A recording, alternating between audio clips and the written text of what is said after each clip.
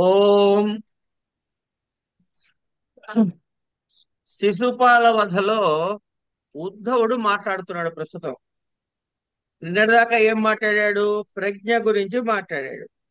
ప్రజ్ఞ, దాని ఆవశ్యకత ఏమిటి, వగైరా వగైరా వగైరా మాట్లాడి ఇవాళ ఏమన్నా ఉత్సాహము,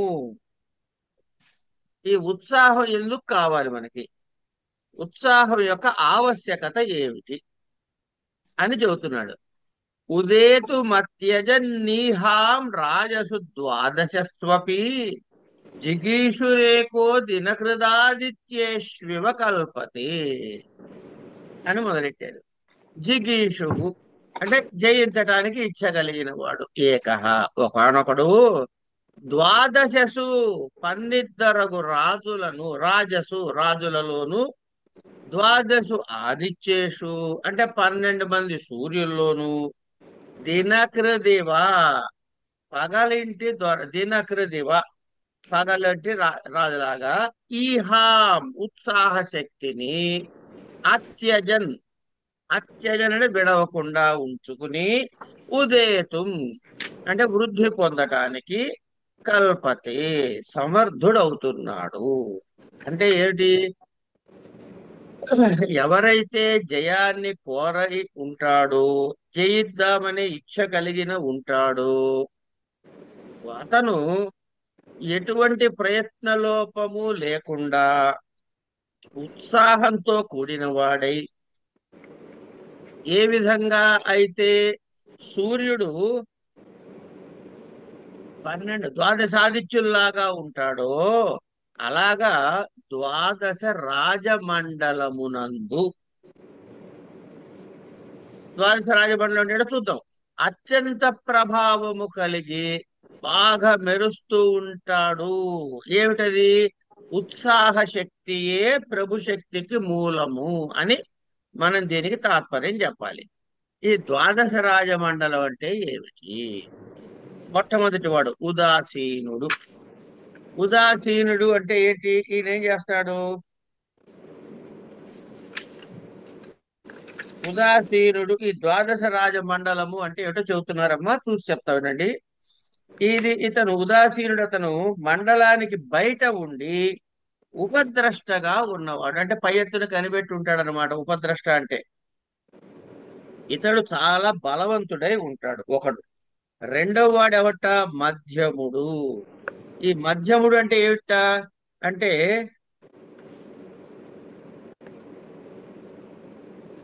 ఇద్దరు కొట్టుకుంటున్నారు అనుకోండి, ఇద్దరు రాజులు కొట్టుకుంటూ ఉంటే ఆ ఇద్దరికి కూడా మధ్యస్థంగా ఉంటాడు. ఇటు భాగం తీసుకోడు, అటు భాగం తీసుకోడు. వాళ్ళిద్దరిలో కూడా ఏమండి, కొట్టుకుంటున్నంతసేపు వీడి వైపుకి వెళ్ళడు, పక్షానికి వెళ్ళడు, వాడి పక్షానికి వెళ్ళడు. కానీ వాళ్ళిద్దరి మధ్య రాజీ కుదిరింది అనుకోండి, అప్పుడు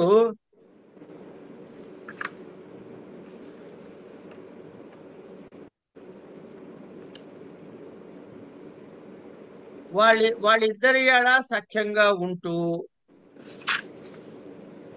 వేరే వైపు అంటే వీళ్ళిద్దరూ కూడా, ఉభయులు కూడా ఏకమైనప్పుడు అనుగ్రహము చూపుటకును, వేరైనప్పుడు అణచివేయటానికి కూడా శక్తిమంతుడై ఉంటాట ఈ మధ్యముడు అన్నవాడు. ఇక తర్వాత మనం అరడదని చెప్పుకున్న లక్షణాలు, శత్రుమిత్రుడు, మిత్రశత్రుడు అని, అవి చెప్తున్నారు ఇప్పుడు. శత్రు మిత్ర మిత్రుడు మూడో వెరైటీ. శత్రువు యొక్క స్నేహితుడి యొక్క స్నేహితుడు.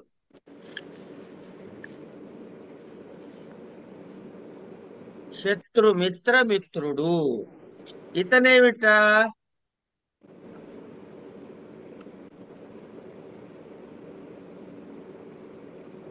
ఎవరైతే మనకి శత్రువు ఉన్నాడో ఆ శత్రువు యొక్క మిత్రుడికి మిత్రుడు గనక, ఎవడైతే యుద్ధానికి వచ్చాడో వాడికి కూడా వీడు శత్రువుగానే పరిగణించబడతాడు.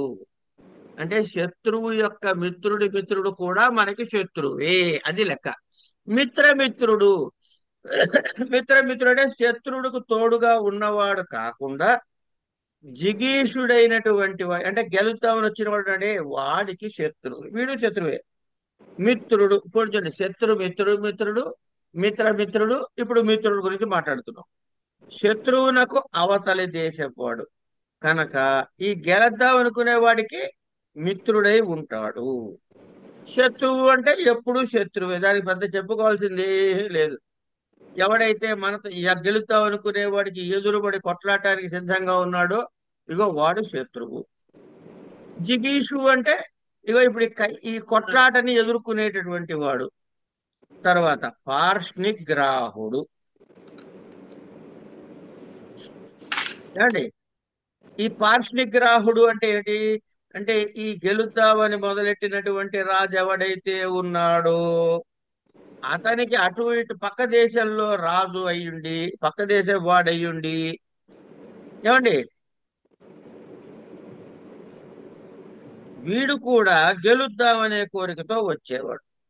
ఆక్రందుడు అంటే ఈ పైన చెప్పిన పార్ష్నిగ్రాహుడి యొక్క పక్కనుండేవాడు.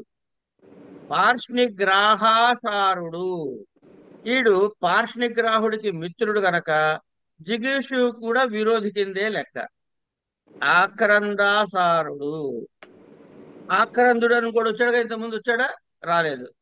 వచ్చాడు, 10వ దానిలో ఆక్రందుడు ఉన్నాడుగా.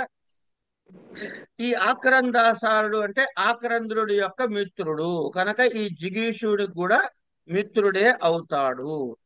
ఈ 12 కూడా ఆఖరి వాడైన వాడెవడు? ఆఖరి నలుగురు ఎవరు? పార్ష్నిగ్రాహుడు, ఆక్రందుడు, పార్ష్నిగ్రాహాసారుడు, ఆక్రందాసారుడు. వీళ్ళెవరయ్యా అంటే ఈ జిగీషుకి వెనకాల నిలబడి పోరులో నిల్చుకునేవాడు అని. ఇక ద్వాదశ ఆదిత్యుల పేర్లు చెబుతున్నారండి. ఇంద్రుడు, ధాత, అర్యముడు, పర్జన్యుడు, త్వష్ట, పూష, అర్యముడు, భగుడు, వివస్వంతుడు, విష్ణువు, అంశుమంతుడు, వరుణుడు, మిత్రుడు అని. వీళ్ళ 12 మంది పేర్లు సూర్యుడి పేర్లు చెప్పాడు. 12 మంది జిగీషు యొక్క శత్రువుల యొక్క రాజు యొక్క మండలాన్ని గురించి చెప్పాడు. చెప్పిన తర్వాత ఏమిటంటున్నాడు అంటే,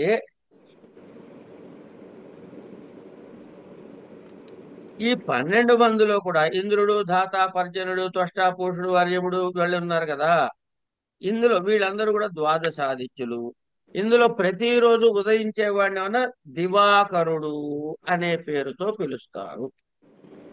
ఇలాగా ఈ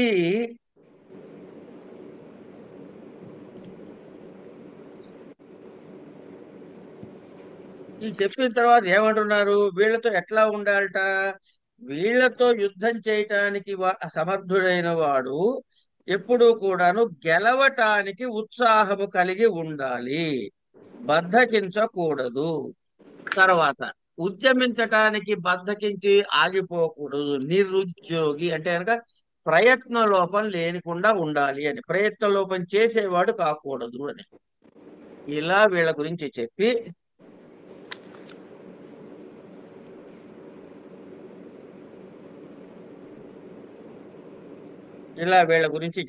తర్వాత ఏమంటున్నారు?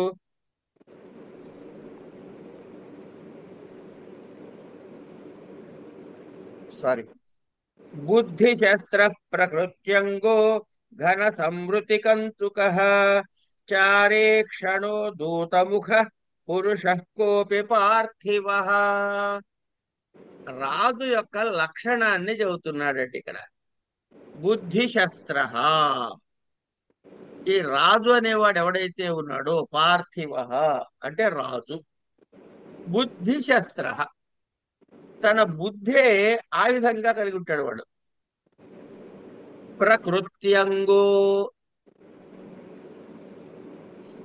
ఆయనకి అమాత్యుడు, సేనాపతి ఇట్లాంటి మొదలైన వాళ్ళంతా ఉన్నారే, వీళ్ళే మొదలైనటువంటి వాళ్లే రాజ్యమునకు అంగములు అంటే అవయవములుగా కలిగిన వాడై ఉండి ఘన సంవృతి కంచుక.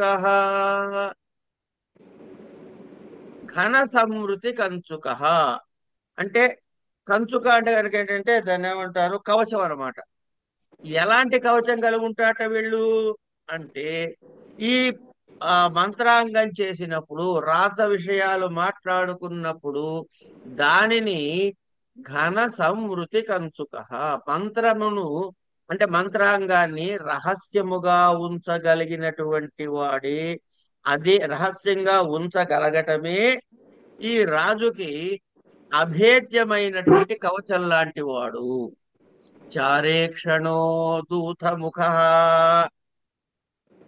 వీడి కళ్ళేమిటయ్యా రాజుకి అంటే, కళ్ళు అంటే వాళ్ళ గూఢచారులే కళ్ళు. ఎందుకంటే రాజు ఎక్కడో రాజ్యంలో ఉంటాడు, కానీ రాజ్యం మొత్తంలోనూ ఎక్కడ ఏమేం జరుగుతుందో చెప్పేవాళ్ళు ఎవరై అంటే ఈయన నియమించినటువంటి నమ్మకస్తులైనటువంటి గూఢచారులు. అంచేత గూఢచారుల కళ్ళే రాజు కళ్ళు, అందుకే చారచక్షుహు అన్నారు రాజుని. తర్వాత ఇంతకీ ఈయన ముఖం ఏమిటి అంటే దూతలే ముఖము. ఇది రాజు యొక్క, ఇలాంటి ఉన్న రాజు అందరికన్నా ప్రత్యేకమైనటువంటి చక్కటి రాజ్యపాలనని చేయగలుగుతాడు అనేటటువంటి విషయాన్ని ఇక్కడ మనకి చెప్పారు. అంటే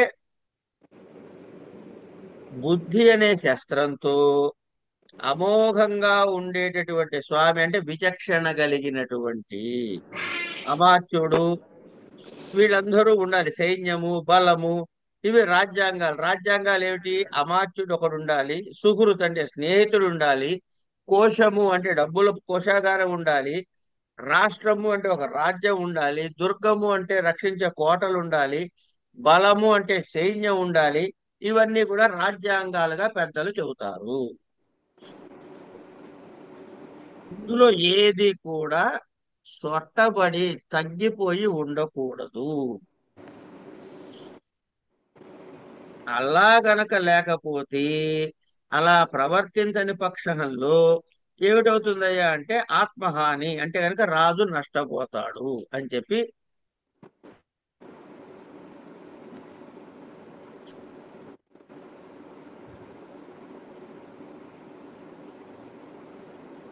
ఆయన, బలరాముడు ఏం చెప్పాడు? చతుర్థోపాయి అన్నాడు. ఏమంటే అంటే ఏమిటి? సామదాన భేద దండోపాయాల్లో దండోపాయమే ప్రధానమైంది అని చెప్పాడు కదా. ఇక దానికి సమాధానంగా ఇప్పుడు చెప్పబోతున్నాడు. ఏమిటని? తేజ క్షమా వై తేజ క్షమా వా నైకాంత కాలజ్ఞస్య మహీపతే నైకమోజ ప్రసాదో వా రసభావ విదః క్రమే.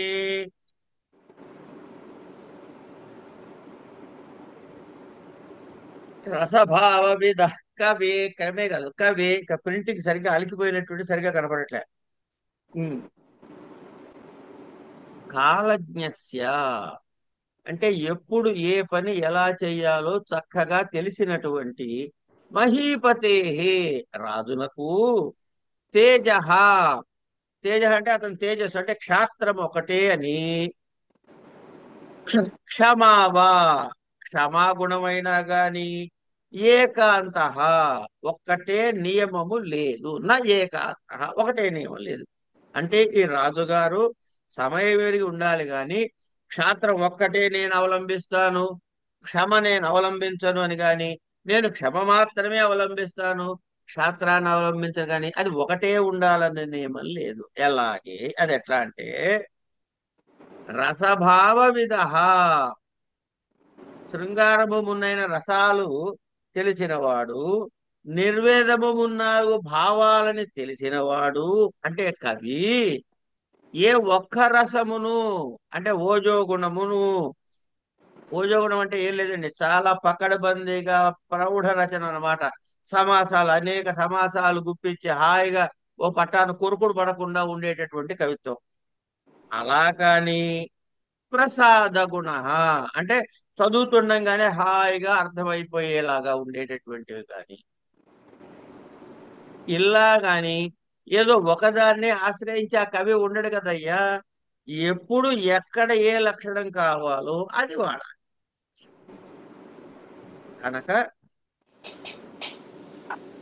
అక్కడ ఏదైతే ఇప్పుడు యుద్ధము ఏదో వర్ణిస్తున్నాడు అనుకోండి, అక్కడ లలిత లలితమైన పదములతో తేలిగ్గా అర్థమయ్యేలా ఉంటే అక్కడ రసం పుట్టదు. అదే మంచి సమాస భూయిష్టంగా ఓజోగుణంతో ఉందనుకోండి, అందంగా ఉంటుంది ఆ పద్యం. అదే శృంగార రసం పండిస్తున్నప్పుడు బీభత్సమైనటువంటి సమాసాలతో వేస్తే అక్కడ సొగసు రాదు. కనుక కవిత్వం చెప్పేవాడు కూడా ఏ సందర్భాన్ని ప్రసాద గుణమా, ఏ సందర్భానికి ఓజో గుణమో నిర్ణయించుకుని రెండూ వాడతాడో, అట్లాగే రాజు కూడా క్షాత్ర ధర్మం చేత ఏం చేయాలి? ఎప్పుడు శాంతిని వహించాలో అప్పుడు శాంతిని వహించాలి. ఎప్పుడు క్షాత్ర ధర్మం ప్రదర్శించాలో అప్పుడు క్షాత్ర ధర్మాన్ని ప్రదర్శించాలి. ఇది దానికి ఎలా కౌంటర్ అయ్యిందండి, సామవేద దండోపాయాలు దానికి? ఏదమ్మా? సామవేద దండోపాయాలు చెప్పాడు కదా అప్పుడు బలరాముడు, దానికి అక్కడ కౌంటర్. ఓన్లీ వన్ ఐటమ్ చెప్పాడు బలరాముడు. ఇక్కడ నీకు ఏది సందర్భమో దాన్ని తీసుకో అని చెబుతున్నాడు. అంటే డోంట్ స్టిక్ టు ఓన్లీ దండమే అనేది నియమం కాదు అని చెప్పడం లక్షణం. కేవలం దండోపాయం మాత్రమే కాదు, అవసరమైతే సామం కూడా మనం వాడాలి. అంటే అదొక్కటే నీకు డ్యూటీ అని నియమం కాదు. చెప్పట్లేదు. అట్లాగే బలరాముడు ఇంకా ఏం చెప్పాడు మనకి? మనకి ఆయన అయ్యో చూడవయ్యా, నీకు శిశుపాలుడు ఫలానా చోట ఏం చేశాడు, ఫలానా చోట చేశాడు, ఫలానా చోట చేశాడు, ఫలానా చోట చేశాడు. మాటి మాటికి నీకు అపకారం తలపెట్టేవాడిని ఎట్లా క్షమిస్తావు, బుద్ధి లేకపోతే సరే నరికవతల భార్య అంటాడుగా, బలరాముడు అన్నాడు కదా. దానికి సమాధానంగా మాట్లాడుతున్నాడు ఇప్పుడు. అంటే బలరాముడు చెప్పిన ప్రతి మాటకి మన వాడి దగ్గర ఒక కౌంటర్ రెడీగా ఉంది. కృతాపచారోపి పరై,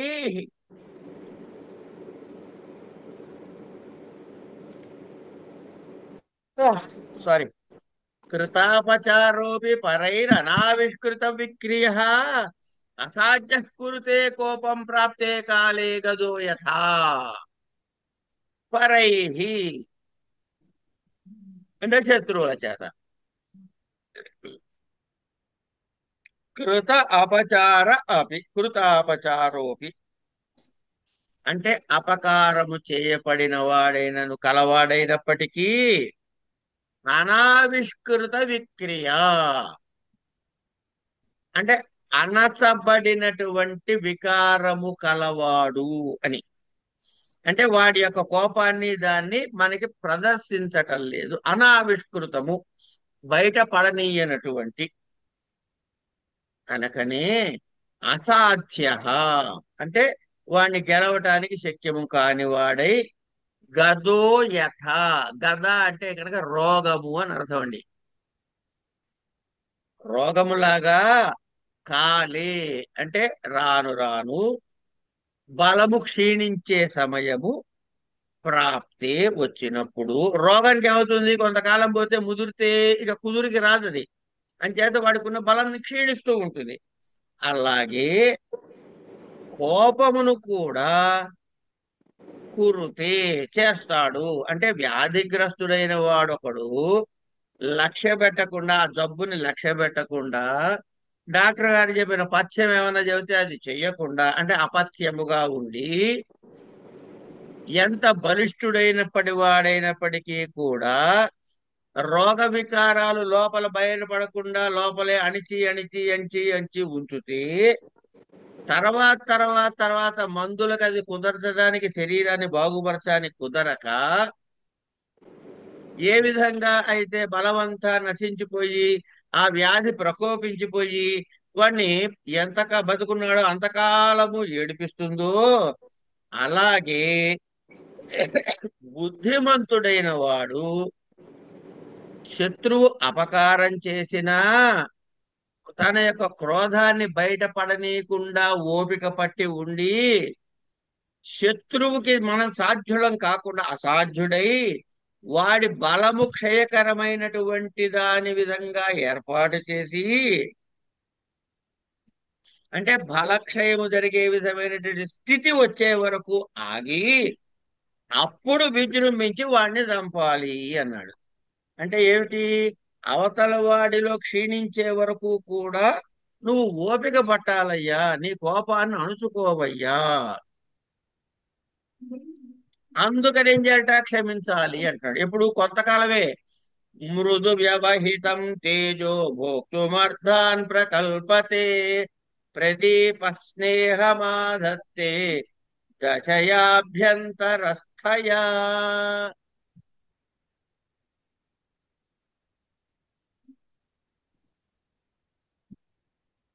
సారీ, మృదు వ్యవహితం అంటే మెత్తగా ఉండేదాని చేత వ్యవహితం మరుగుపరపడిన తేజ అంటే తమ ప్రతాపము శక్తి, భోక్తుం అర్థాన్ ప్రతాపము, అర్థాన్ అంటే ప్రయోజనాల్ని లాభాలని, చెప్పండి. భోక్తు అమ్మా ఎవరో మాట్లాడుతున్నారో పిలుస్తున్నారో తెలియదు. లేట్ అయిపోయింది, నా టైం ఉంది మరి. సరే అటు నుంచి అటు ఇంటికి వెళ్ళి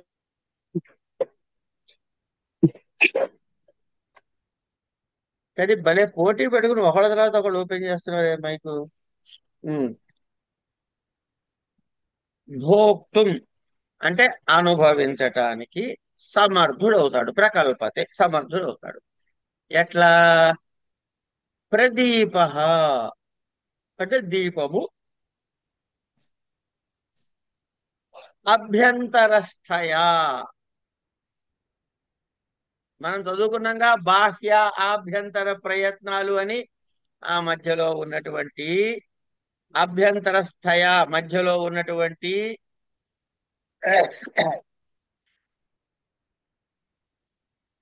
దశయ ఆ ఒత్తి చేత ఏం చేస్తుందిట?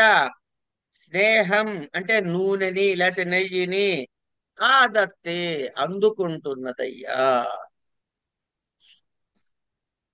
అంటే ఏమిటా ఇక్కడ? ఇక్కడ దీపాన్ని తీసుకొచ్చాడండి ఉదాహరణకి. దీపాన్ని తీసుకొచ్చి ఏం చేస్తున్నాడు? ఆ దీపం ఏం చేస్తుందిట? మధ్యలో ఒత్తుంటుంది కదయ్యా దీపానికి. ఆ దీపానికి ఒత్తుంటుంది కదా. ఇప్పుడు నీకు ప్రతాపం ఉన్నది. నీకు ప్రతాపం ఉన్నంత మాత్రాన సరిపోదయ్యా. ఆ ప్రతాపంతో పాటు క్షమాగుణం అనేది కూడా ఉన్నదనుకో మెత్తగా.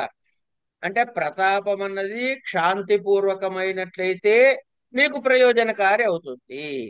అంచేత ముందు క్షమించు అని చెప్పాడు. అంటే ముందు క్షాంతిని దర్శింపచేయి, తర్వాత ప్రతాపుని దగ్గర ఎలాగో ఉంది, నువ్వు తర్వాత వాడు ఒకసారి వేసేస్తావు తర్వాత. ఇప్పుడు చూడు, దీపం వెలుగుతూ ఉంది, నూనె కింద ఉంది. ఆ మధ్యలో ఒత్తి ఏం చేస్తోంది? నెమ్మదిగా ఈ నూనెను లాగి దీపానికి అందజేస్తోంది. అంచేత ఎప్పటి వరకు ఒత్తి ఉంటుందో అప్పటి వరకు దీపం సగుడు అందుకుంటూనే ఉంటుంది, వెలుగుతూనే ఉంటుంది కదా. అలా నీకు క్షాంతి ఉన్నట్లయితే అది నీకు ప్రయోజనకారి అవుతుంది, నీ ప్రతాపానికి ఉపయుక్తమవుతుంది. కనుక ప్రతాపాన్ని చూపించడం మాత్రమే కాదయ్యా, అప్పుడప్పుడు క్షమాగుణం కూడా ప్రయోజనకారియే అవుతుంది. అయినా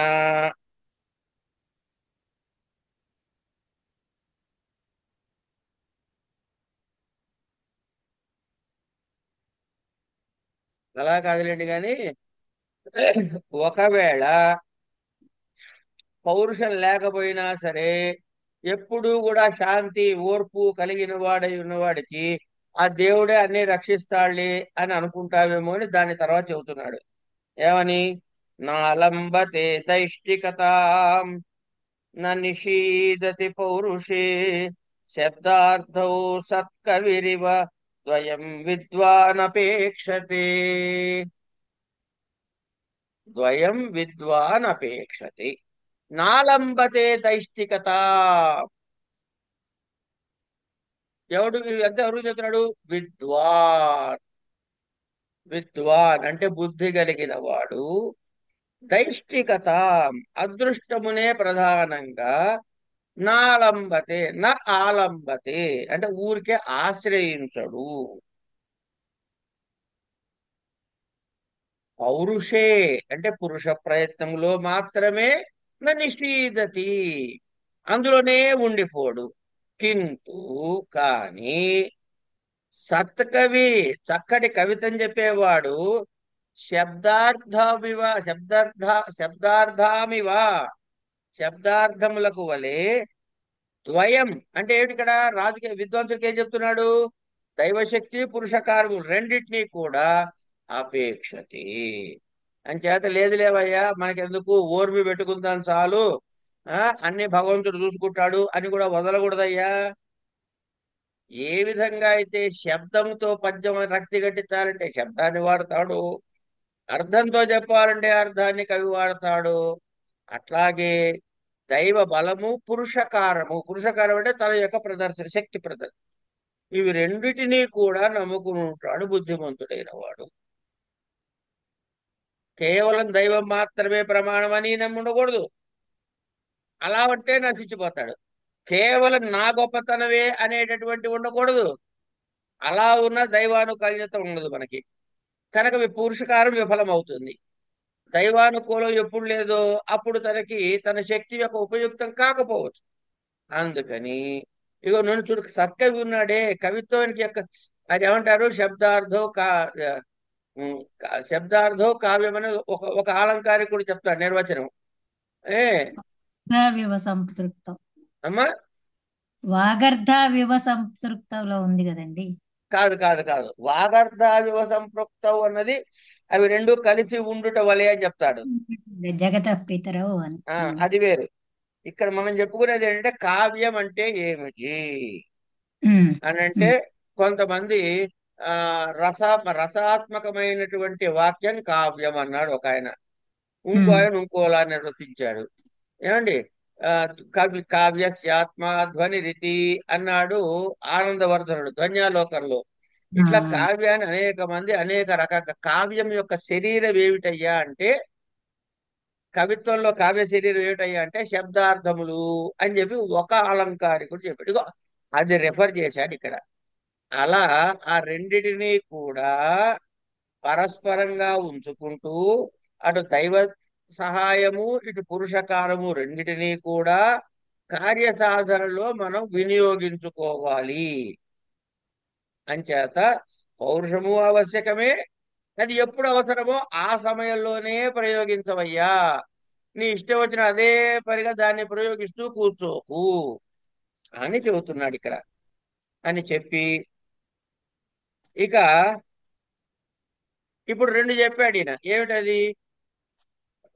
ఒకటేమో నీ యొక్క శక్తి, నీ యొక్క ఓర్పు. రెండోది ఏం చెప్పాడు? దైవ బలము, నీ యొక్క శక్తియుక్తులు. కనుక ఓర్పు కూడా చెప్పాడు కదా మనకి. శక్తి ఒకటే కాదయ్యా, ఓర్పు కూడా ఉండాలని చెప్పాడు కదా. ఆ ఓర్పు వల్ల వచ్చే లాభాన్ని చెబుతున్నాడు ఇప్పుడు. ఏమిట? స్థాయి నోర్థే ప్రవర్తంతే భావా సంచారిణో యథా. ఇదంతా మళ్ళీ సాహిత్యం తాలూకు వ్యవహారాలేనండి. స్థాయి నోర్థే ప్రవర్తంతే భావా సంచారిణో యథా రసస్యైకస్య భూయాంస తదా జేతుర్మహీభృతః. రసస్య, ఒక రసము ఎలా పుడుతుంది అన్నది ఒక లెక్కండి. కావ్యంలో అలంకార శాస్త్రంలో ఇవి చెబుతారు. ఒక రసము పుట్టాలంటే భావాలు ఉంటాయి. వాటిని స్థాయి భావాలు అంటారు, వ్యభిచారీ భావాలు. ఇట్లా భావాలు ఉన్నాయి. వ్యభిచారీ భావాలు, సంచారీ భావాలు,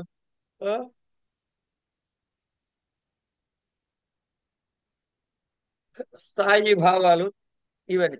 వీటి ఆధారముగా అక్కడ రసోత్పత్తి జరుగుతుంది. ఇప్పుడు ఒక విరహం అనుభవిస్తుంది అనుకోండి, ఆవిడ ఎట్లా ఉండాలి మనకు కనపడాలి? చక్కగా మేకప్ వేసుకుని, లిప్స్టిక్ వేసుకుని, చక్కటి డ్రెస్ వేసి, నగలు పెట్టుకుని అలా నవ్వుతూ ఉంటే ఆవిడకి ఎక్కడైనా సరే ఆవిడ దుఃఖపడుతుందని అనుకుంటాం మనం. కనుక దానికి కావాల్సిన ఆహార్యం ఉండాలి, అలాంటి సెటప్ ఉండాలి. ఆ అలంకారం అంతా లేకుండా, పూలన్నీ వాడిపోయి ఉండి, మోకలు లేకుండా, దిళ్ళన్నీ ఎక్కడ పడితే అక్కడ పడి ఉండి, ఇవన్నమాట ఈ స్థాయి భావాలు. సంచారీ భావాలు, స్థాయి భావాలు ఇవన్నీ చెబుతారు. అవన్నీ మీకు రేపు భరతుడి నాట్యశాస్త్రం చదువుకునేప్పుడు చదువుకుందాం, ఇప్పుడు అక్కర్లే. ఇవి ఉన్నాయని తెలుసుకొని చాలు. ఇవన్నీ ఉంటే గాని రసము పండదు. అది ఆయన ఇక్కడ చెప్పదలసినటువంటి బాటం లైన్ అనమాట. అంచేత విభావ అనుభావ భావాలు ఉన్నాయి, సాత్విక భావాలు ఉన్నాయి కదా, వ్యభిచారీ భావాలు, ఇట్లాంటి భావాలు ఏవైతే ఉన్నాయో అవేమిటి? రతి, హాసము, శోకము, క్రోధము, ఉత్సాహము, భయము, జుగుప్స. ఇప్పుడు రక్తం ఏరులై పారిపోతూ ఉంటుంది, ఎక్కడొక్కడ తలాలు మొండెలు పడిపోయి ఉంటాయి. ఇలా ఉంటే మీకు బీభత్సం అనే రసం పుడుతుంది అక్కడ. వాడు బాగా అరుస్తూ ఉండి కత్తికి రక్తం కారిపోతూ ఉంటే ఎగిరెగిరి పడుతూ ఉంటే వీరరసం పుడుతుంది. ఇగో ఇలాంటి ప్రదర్శిస్తేనే అది ఆ రసం ఉత్పత్తి జరుగుతుంది అక్కడ. అట్లా ఇవన్నీ విస్మయ ఇలా శమం అనే స్థాయి భావాలతో ఒక్కొక్క దానితో ఒక్కొక్క మాధుర్యమైనటువంటి శృంగారాది రసాలు పుడతాయో, అవి తోడ్పడతాయో పుట్టడానికి. అలాగే శాంతి కలిగి నిరీక్షించడము అనేటటువంటి స్థిర చిత్తము కలిగిన రాజు కూడా విజయము సిద్ధించటంలో అవి తోడ్పడతాయి. కనుక క్షమాగుణం అన్నది మనకి ప్రధానము అని ఇక్కడ ఆయన చెబుతున్నటువంటి తాత్పర్యములాగా కనపడుతోంది. అయిన తర్వాత అలాగే ఈ శాంతి గురించి ఇంకొక విషయాన్ని కూడా చెబుతున్నాడు ఇక్కడ మనకి. ఏమిట? తంత్రావా తంత్రావాపవిదా యోగైర్మండలాన్యధతి తిష్టత సునిగ్రహా నరేంద్రేణ ఫణీంద్రాయివ శత్రవః. తంత్ర తంత్రవాపవిదా.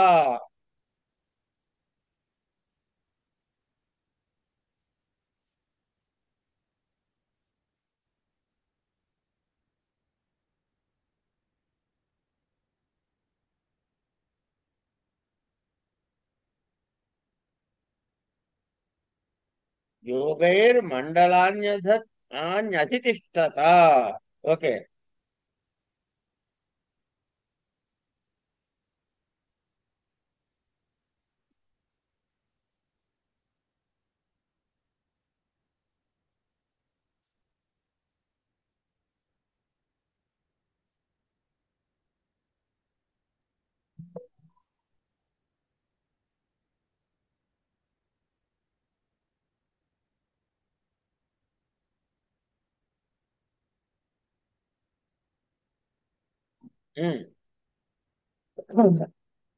ఇప్పుడు మామూలు వైద్యులు ఉంటారు కదమ్మా మనకి. ఈ వైద్యులు లాగానే విష వైద్యులు అని స్పెషల్ కేటగిరీ వాళ్ళు అనమాట. ఈ విష వైద్యుల లక్షణం ఏమిటంటే వీళ్ళకి ఒకటి శాస్త్రం తెలిసి ఉంటుంది, రెండు మంత్ర సాధన ఉంటుంది. ఈ ఔషధం యొక్క ప్రయోజనం ఏమిటి, ఇది ఎలా ఉపయోగపడుతుందో తెలియటమే కాకుండా దాని తాలూకు శాస్త్రము, అలాగే దైవ చింతనతోటి దైవతారాధనలతోటి మహేంద్రాది దేవతా స్థానాల యందు ఉన్నటువంటి ఆ వారి యొక్క అనుగ్రహము కలిగినటువంటి విష వైద్యుడు ఎవరైనా ఉన్నట్లయితే వాడు ఎంత విషకృతమైనటువంటి విషముతో నిండి ఉన్నటువంటి నాగుపామునైనా సరే అవలీలగా స్వాధీనపరచుకోగలుగుతాడు. ఎందుకు? వాడికి మంత్రశక్తి ఉంది, దేవత అనుగ్రహం ఉంది, శాస్త్రము తెలుసు, ఔషధాల యొక్క గుణాలు తెలుసు, ఏది ఎప్పుడు ఎలా ప్రయోగించాలో కూడా తెలుసు. అలాగే నాయనా రాజా అని ఇప్పుడు రాజుకు చెబుతున్నాడు. ఏమని? రాజు తన రాజ్యము యొక్క ఇక్కడ రెండు తెలుసు కదా వాడికి. విషవైద్యుడు రెండు తెలుసు, ఒకటి శాస్త్రం తెలుసు, రెండు ఔషధ యొక్క గుణాలు తెలుసు, తర్వాత దైవ బలం ఉంది. ఇవి ఇక్కడ రాజు చూడండి, తన రాజ్యము యొక్క పరరాజ్యము యొక్క స్థితిగతులు చక్కగా తెలిసి, తర్వాత ఏమవ్వాలి?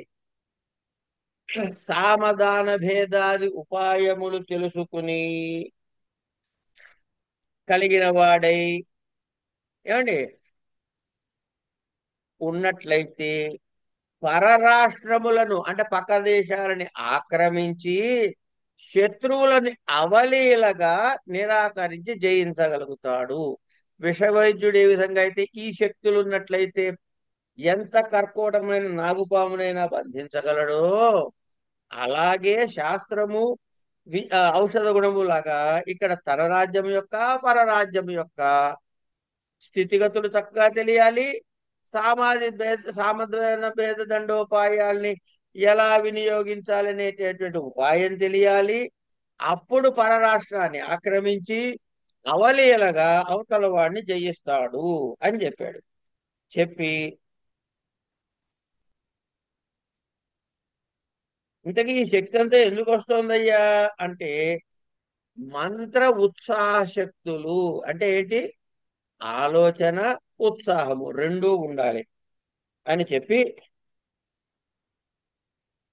కర ప్రచేయ కర ప్రచేయాముత్తుంగ ప్రభు శక్తిం ప్రథీయతి ప్రజ్ఞా బలబృహన్మూల ప్రజ్ఞా బలబృహన్మూల ఫలత్యుత్సాహ పాదప. పాదప అంటే చెట్టు.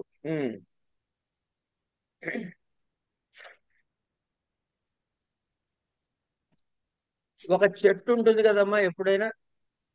ఈ చెట్టుకి మీరు ఎప్పుడైనా గమనించండి, చెట్టు పైన ఎంత ఎదుగుతుందో లోతు అంత లోపలికి వెళ్తుంది. ఎట్లా? తల్లి వేరు అని ఉంటుంది, ప్రధానమైన వేరు. అది ఆధారంగా కిందకి వెళ్తుంది, తర్వాత చిలవల పొలవ వేరే రావచ్చు కాక. తల్లి వేరు క్షేమంగా ఉన్నంత కాలము పిల్లవేళ్ళు ఎన్ని వేళ్ళు పోయినా దిగులేదు కదా. కనుక అట్లాగే నాయన ఉత్సాహ శక్తి అనేటటువంటి ఒక చెట్టు, ఒక మహావృక్షం ఉందనుకో, పాదపం, దానికి తల్లి వేరు లాంటిది ఏమిట్రా నాయన అంటే ఆలోచన శక్తి. కనుక ఆలోచన శక్తి ఎంత బలంగా నాటుకుని ఉంటే ఉత్సాహ శక్తి అనే చెట్టు అంత ఉత్సాహంగా పైకి ఎదుగుతుంది. కనుక అట్లాగే ప్రభు శక్తి అనేటటువంటి ఇలా ఎదిగిన ఈ చెట్టు ఏమిటవుతుందిట? ప్రభు శక్తి అంటే రాజ్యం మీద అన్నిటి మీద సామర్థ్యం అనే శక్తి, మహాఫలాన్ని ఆ వృక్షం, ఉత్సాహం అనే వృక్షం మనకు అందిస్తుంది. ఎప్పుడు? తల్లి వేరు ఉండాలి అక్కడ. మూలమైనటువంటి మంత్రాంగం అనే తల్లి వేరుంటే ఉత్సాహం అనే చెట్టు పెరిగి నీకు ప్రభు శక్తి అనేటటువంటి రాచశక్తి అనేటటువంటి మహాఫలాన్ని అందిస్తుంది.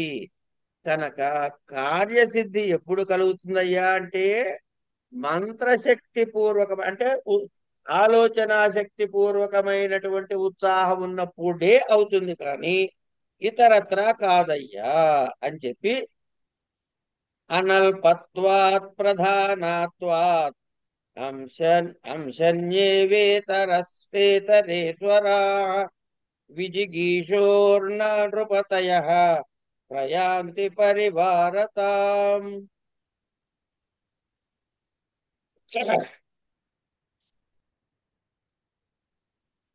టైం అయిపోయింది, అలాగే ఇంకా ఉందిగా టైము.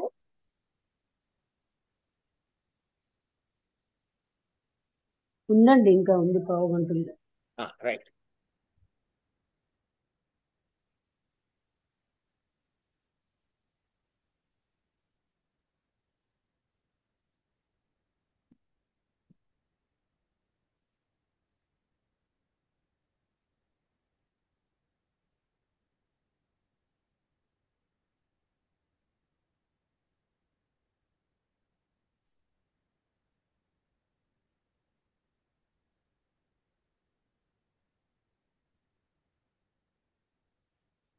ఇది ఇక్కడ ఏదో సంగీతాన్ని గురించి మనం మాట్లాడుతున్నాడు, నాకు సంగీతం గురించి తెలియదు కాబట్టి నేను చెప్పలేను.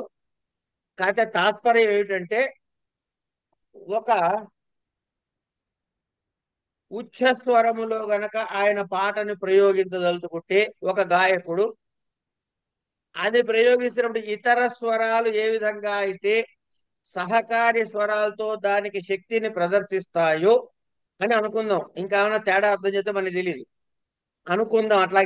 అలాగే ప్రభుశక్తి ఉన్నటువంటి రాజు, మంత్రము ఉత్సాహము కూడి ఉన్న రాజుకి ఎప్పుడైతే ఎదురు వెళ్తున్నాడో అతనికి సపోర్టింగ్ గా ఉన్నటువంటి ఇతర మండలాధీశులు, అతని యొక్క అనుచర గణమైనటువంటి ఇతర చిన్న రాజ్యాల వాళ్ళు కూడా అనుచరులై వచ్చి అతని కార్యం నెరవేర్చేందుకు ఆయనకి సహాయం చేస్తారు అని చెప్పి తర్వాత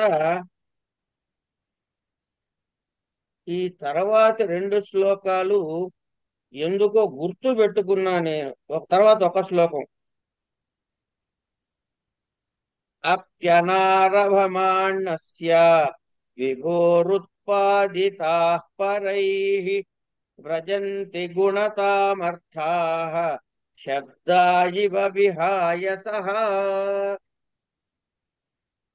అనారభమాణస్యాపి అనారభమాణస్యాపి అంటే ఎలాంటి ప్రయత్నము కూడా చెయ్యని వాడైనను విభోహో అంటే రాజు యొక్క ప్రభువునకు పరైహి ఇతరమైన రాజుల చేత ఉత్సాదితాః అంటే పుట్టించబడిన అర్థాః ఉత్పాదితానా ఉత్సాహితానా గురుగారు? ఉత్పాదితానా ఉత్సాహితానా? ఏదమ్మా? ఉత్పాదితానా ఉత్సాహితానా అంటున్నాను. ఉత్పాదిత ఓకే అండి. ఉత్పాదితాః పుట్టించబడినటువంటి, ఓకే అండి. సంపాదించబడినటువంటి అర్థాః అంటే ప్రయోజనాలను విహాయసః ఆకాశానికి శబ్దాయివ ఇది మళ్ళీ గుణత విశేషత్వమును వ్రజంతి పొందుచున్నది. ఈ మాట మీకు ఇప్పుడు అర్థం కాదు. ఎప్పుడు అర్థమవుతుంది? తర్క భాష చెప్పుకుంటే అర్థమవుతుంది. ఎందుకుట? శబ్ద గుణకమాకాశం అంటుంది తర్క సంగ్రహం. ఆకాశం ఉన్నదని నీకు ఎంత తెలుస్తామా? అది ఉరిమినప్పుడు తెలుస్తుంది. కనుక ఆకాశంలో ఉన్న ఏకైక గుణము శబ్దం. శబ్ద గుణకమాకాశం అంటాడు. పృథివీ లక్షణంలో మిగతా దేనిలోనూ లేనటువంటిది పృథివీకి మాత్రమే ప్రత్యేకమైనది ఏమిటయ్యా అంటే గంధవత్వం అంటే వాసన. తత్ర గంధవతి పృథివీ అంటుంది తర్కశాస్త్ర అది. కనుక కనుక మనం ఏం చేయాలి? ఇక్కడ శంఖభేర్యాదులతో పుట్టిన శబ్దాలు కదలకుండా మెదలకుండా సర్వవ్యాపకమై ఉండి, ఇప్పుడు శంఖాలు భేరీలు మోగించావండి, ఇక్కడ ఊయో అని అరిచావు, అది ఎక్కడికైనా కదిలిందా? కదలలే. కానీ దాని శబ్దం ఎక్కడికి వెళ్ళింది? సర్వవ్యాపకమైంది. ఎక్కడి దాకా వెళ్ళింది? ఆకాశానికి గుణమైంది. అలాగే రాజు తాను ఉదాసీనుడుగా ఉండినా తన యొక్క గొప్పతనము చేత, ఏమిటవి? మంత్రశక్తి, ప్రభు ఉత్సాహ శక్తి, గొప్పతనము చేత ఇతర రాజులు సంపాదించిన సర్వార్థాలని తనవే చేసుకోగలుగుతాట. శబ్దమేమో ఇక్కడ శంఖం పుట్టించింది. అది దేనికి గుణకము? ఆకాశానికి గుణకం. అట్లాగే ఇతర రాజుల యొక్క శక్తియుక్తులు, వాళ్ళ యొక్క సంపదలు కూడా మంత్రశక్తి, ఉత్సాహ శక్తి ఉన్న రాజుకి పొందబడతాడు అని చెప్పాడు ఇక్కడ. చెప్పి యాతవ్యపార్ష్నిగ్రాహాదిమాలాయ అధికద్యుతి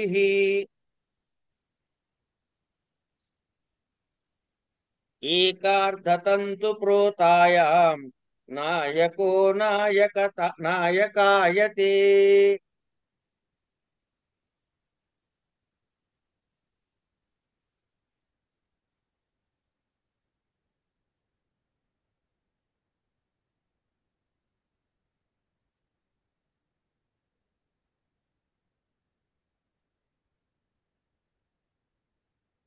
యాతవ్యపార్ష్నిగ్రాహాదిమాలాయామధికద్యుతి ఏకార్ధతంతు ప్రోతాయాం నాయకో నాయకాయతే.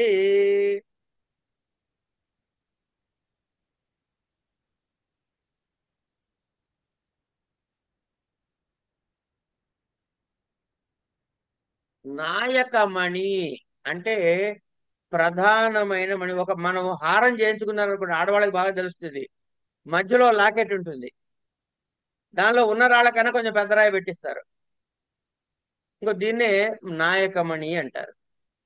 సరే, ఒక జయాన్ని కోరుకున్నటువంటి ఒక రాజు అంటే బుద్ధిమంతుడైన రాజు ఏం చేస్తున్నాడు? ఇతర శత్రువులు ఎవరైతే గిలగిల్లాడుతున్నారో వాళ్ళందరినీ గెలుచుకుంటూ గెలుచుకుంటూ వెళ్తూ ఉంటే ఎలా ఉంటాట అంటే ఒక దారంలో మిగతా రమణులు గుచ్చిన నాయకమణిలాగా ఈయన వెలుగుతాడు, అందరికన్నా గొప్పగా కనపడతాడు అని. అంటే శక్తియుక్తులున్న రాజు ఎలా ఇతరులను గెలిచినప్పుడు తానే గొప్పవాడై ఉంటాడు అనే విషయాన్ని ఇలా చెప్పి